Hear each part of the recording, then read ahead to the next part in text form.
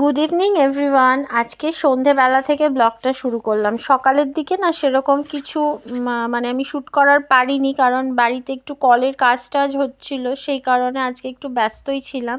তো সন্ধ্যের দিকে মোটামুটি সকালে সেইভাবে রান্নাবান্নাও কিছু করতে পারিনি। এখানে আমি এখন চা বসিয়ে দিয়েছি আর একটু প্রেসারে আলু সিদ্ধ করে নিয়েছি। আর বাবান এখানে রসুনও ছাড়িয়ে রেখেছি, সব গুছিয়ে সন্ধেবেলার পরই করব বলে। একটু ডাল রয়ে গেছে, ভাত আছে।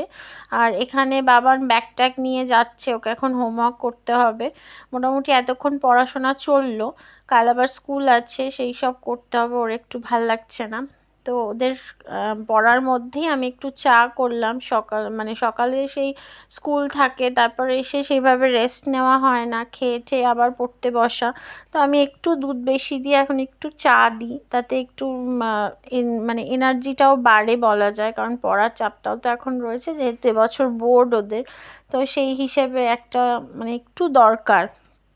তো চাটা খেয়ে আবার একটু বসবে, আমি বললাম একটু ব্রেক নে, চল আমিও কাজে লেগে যাব একটু পরে, আমরা একটু চা খেয়ে ব্রেক নিই, তারপরে সবাই সবার কাজ করব। তো এখানে খাটে বসে আমরা একটু গল্প টল্প করছি, স্কুলের গল্প, পড়ার গল্প, নানা রকম। একটু সারাক্ষণ পড়া চালিয়ে গেলে তো হয় না, ওদেরও একটু হাসাহাসি গল্প দরকার হয়। আর আমি সব আলাদা করে, ওদের কোনো জগৎ যেমন নেই, আমারও কোনো জগৎ নেই, তো ওরাই আমার গল্পের সঙ্গী, আমাদের এন্টারটেনিং যা কিছু। এই হ্যাঁ, বিঙ্গ মহারাজও আছে, এই যে বসে আছে মধ্যমণি হয়ে, অবশ্যই সে আছে। আর ওদের বাবি খুব যে বিরাট সময় দিতে পারে তা তো নয়, প্রায় 10-12 ঘন্টা বাড়ির বাইরেই বলা যায়।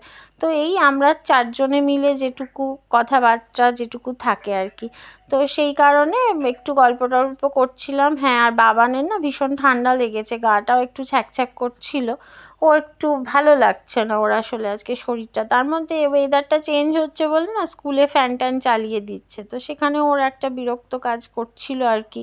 ঠান্ডা লেগেছে, কেউ কথা শোনেনি। আসলে ও এতটাই শান্তভাবে থাকে, ওর কথাবার্তা সেরকম গুরুত্ব স্কুলে টুলে কেউ দিতে চায় না। এই বাচ্চা বাচ্চা একটা ব্যাপার, ও সেইভাবে বোঝাতে পারে না, সেই সবই বলছিল আর কি। আর ব্রি আমাকে বলছিল যে হ্যাঁ রাগারাগি হয়েছে ফ্যান চালানো নিয়ে, এইসব আর কি যা থাকে বাচ্চাদের মধ্যে, সেই সব কথাবার্তা। তো সেগুলোকেও আমি ভালো রকমভাবেই গুরুত্ব দিয়ে শুনি, তার জন্য ওদেরও মনে হয় যে হ্যাঁ আমার সাথে শেয়ার করা যায়। আর বিঙ্গো এদিকে একবার বউকে দেখছে, একবার আমাকে দেখছে, ঘাড় ঘুরিয়ে ঘুরিয়ে বেঁকিয়ে বেঁকিয়ে, তো আমাদের গল্পগুলো শুনছে। দেখুন কেরম মধ্যমণি হয়ে কিন্তু বসে আছে, ওখানে কোনো রকম ডিস্টার্ব করা বা কিছু। ও একটু চা বিস্কিট খায়, বাট আজকে আর খাইনি, কেন জানি না, ওর মনে হয় খিদে পায়নি, একটু দেরি করে এখন খেলো। ওর খাবারই ও একটু দেরি করে খেয়েছে আজকে, সেই কারণে হয়তো আজকে বিস্কিটটা খাচ্ছে না, নাহলে ও আমাদের সাথে চা বিস্কিটে যোগদান করে। তো আমি ওদিকে ওই একটা ফাঁকা কৌটো দেখে ভাববেন না বিস্কিট নেই, ওটাই গুগলি রয়েছে, আমরা গুগলিটা খেতে খুব ভালোবাসি আমি আর বউ। আর এদিকে ব্রি খাচ্ছে থিন।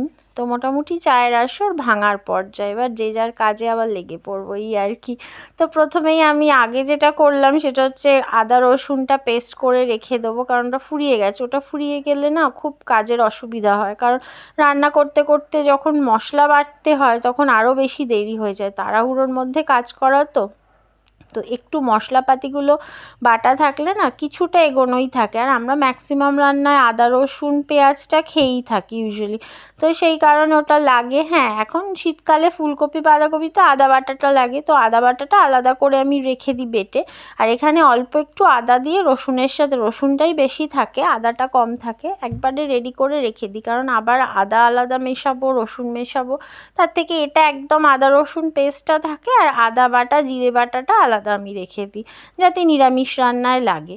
তো রাতে আজকে একটা আলুর দম করব একটু অন্য রকমভাবে, তো সেটারই প্রিপারেশন নিচ্ছি। আর পরোটা করব আজকে, আর ভাত খাবো না, ভাত আছে যেটা ফ্রিজে ঢুকিয়ে দেবো। আলু সেদ্ধ করে নিয়েছি, এখানে আদা রসুন লঙ্কা হলুদ রেখেছি। আর এই পেস্টটা হচ্ছে কড়াইশুঁটি আর ধনেপাতা। কড়াইশুঁটিটাকে না আমি আজকে বেটে দেবো, কারণ বাবান কড়াইশুঁটিগুলো ভীষণ বেছে বেছে খায়, এটা একটু আলাদা টেস্ট হবে অবশ্যই, কারণ কড়াইশুঁটি মুখে পড়লে যে ফ্লেভারটা আসে সেটার থেকে আলাদা। আর ওদিকে পেঁয়াজ আর টমেটো কেটে নিয়েছি। কড়াইতে আমি সর্ষের তেল দেবো, একটা পেঁয়াজের টুকরো দিয়ে দেখলাম তেলটা গরম হয়েছে কিনা, তারপর পেঁয়াজটা দিয়ে টমেটোটা দিয়ে একটু ভাজা ভাজা করব ভালো করে।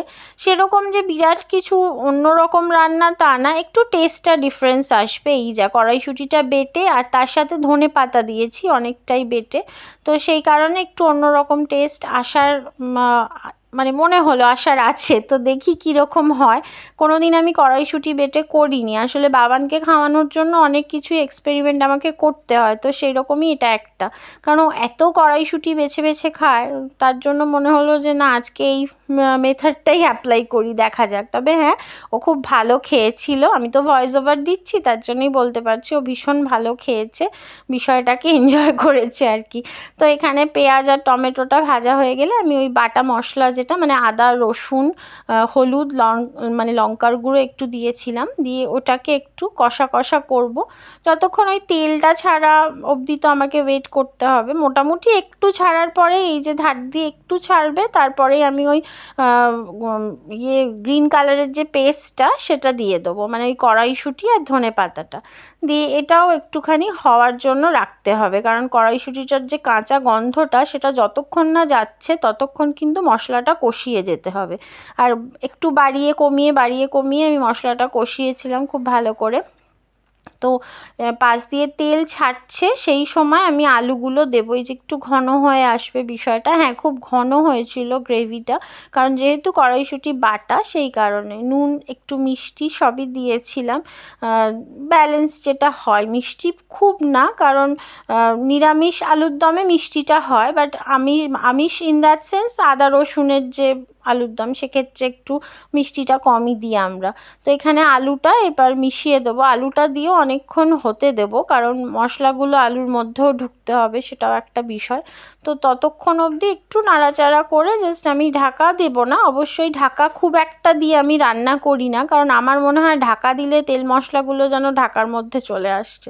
তো এটা হতে থাকবে, তারপরে আমি ময়দাটা মেখে নেবো। ময়দাটা মাখছি, একটু না রাত হয়ে গেছিলো, তো মেয়ের পড়াশোনা হলো আর কি, ওই সব দিকে একসাথে চলে তো তার জন্য একটু দেরি হয়ে যায়। তো এবার আমরা তিনজনে এখানে বসে একটু আড্ডা দেবো, আর এদিকে বিঙ্গ মহারাজ ঘুরে ফিরে আসছে, আমাকে আদর করো। ওদের সাথে গল্প করতে এলে বা ওদের সাথে টাইম স্পেন্ড করতে এলেই না ও চলে আসে, ও আগে এসে নিজের অ্যাটেনশনটা গেইন করার চেষ্টা করে যে আমাকে আদর করো, ওদের সাথে বকবক করছো কেন, এরকম একটা বিষয়।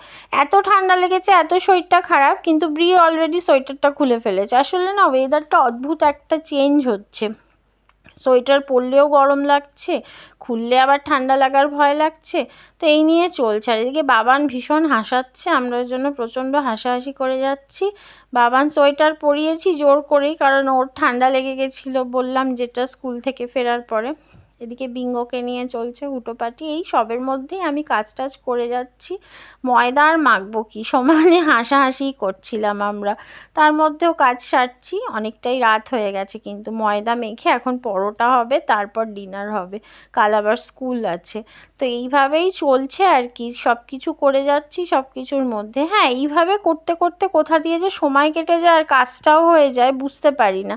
ওই যে একটা লাইভলিনেসটা না খুব দরকার আমাদের মধ্যে, বাট সেটা আমার মধ্যে প্রচণ্ড রকম থাকে। এই দুই মেয়েকে নিয়ে আর বিঙ্গোকে নিয়েই আমার যেন কোথা দিয়ে সময় কেটে যায়, সময়টা মনে হয় কম পড়ছে। একদম মনে হয় যে 24 ঘন্টার থেকে যদি আর একটু 2-4 ঘন্টা বেশি হতো তাহলে বলে মানে মনে হয় এটাই বলছি যে এটা হলেই বোধহয় ভালো হতো। তো যাই হোক, এইভাবেই কেটে গেল অনেকগুলো দিন দুই মেয়েকে সঙ্গে নিয়ে। সেই ছোটোবেলা থেকে যখন ব্রিভো একদম ছোট তখন শুনতাম সে আমি দুজনকে নিয়ে পুতুল খেলছি, হ্যাঁ এখনও সেটাই করে যাচ্ছি। আমার ভালো থাকা হাসাহাসি সবই এরা দুজন। তো যাই হোক, এই করতে করতে আমার রান্নাও হয়ে গেল। একটু আলুর দমের ওপরে আমি জাস্ট কসুরি মেথিটা একটু হাতের মধ্যে ঘষে ছড়িয়ে দেবো, আর কিচ্ছু করবো না। গরম মশলা এখানে আমি দিচ্ছি না, এটা আমি গরম মশলা অ্যাড করব না, কারণ এটা এই যে কাসুরি মেথির গন্ধটা সেটাই থাকবে। ব্যাস, আলুর দম ডান। তারপরে পরোটাটা করে নেব, পরোটাটা হলেই মোটামুটি ডিনার হয়ে যাবে। আজকে এই ডিনার প্রিপারেশনটা দিয়ে ব্লগটা এন্ড করতে হবে মনে হচ্ছে, কারণ অনেকটাই দেরি হয়ে গেছে, আর শুধু শুধু ব্লগটাকে টেনে টেনে বাড়িয়ে কি করব, তাই না? এইটুকুই শেয়ার করার থাকে আপনাদের সাথে। হ্যাঁ, ভালো খারাপ সব মিলিয়েই জীবন, জানি আপনারা তো হয়তো ভাবতে পারেন যে সারাক্ষণ হাসাহাসি ভালো, না খারাপ দিক নিশ্চয়ই থাকে, টেনশান, স্ট্রাগল সব কিছুই থাকে, কিন্তু কি বলুন তো, আমরা মানুষ তো সেইগুলোকে সব কিছুর মধ্যে ঢেকে সব কিছুকে ছাপিয়ে নিয়ে যাওয়াটাই আসল। অবশ্যই আছে, আমার জীবনে কি টেনশন নেই, আমার জীবনে স্ট্রাগল নেই? নিশ্চয়ই আছে। এই যে দুটো মেয়ে, তাদেরকে বড় করাটাও আমার কাছে বিশাল বড় স্ট্রাগল, কিন্তু সেগুলোকেও হেসে আনন্দ করে সব কিছুকে ভুলে থাকি, অবশ্যই ভুলে থাকি। আর সেটা এই 10 মিনিট 15 মিনিটের ব্লগে মনে হয় না ফুটে ওঠার বিষয়, তাই না? তাই এই আনন্দ হাসি আপনাদেরও মনে হবে যে বাহ, দুজনকে নিয়ে কি সুন্দর মজা করে থাকে। তো সেটাই দেখানোর চেষ্টা করি। দেখুন, এই যে কথা বলতে বলতে আমার ডিনারও রেডি, আর আমার সঙ্গী ছিল আমার 2 মেয়ে। পড়াশোনা, গল্প সব কিছু মিলিয়েই কাজ করতে করতে আমরা 3-4 জনে মিলে সব করে ফেললাম। 4 জন ইন দ্যাট সেন্স আমার বিঙ্গো, সেও কিন্তু আমাকে সমান আনন্দ দেয়।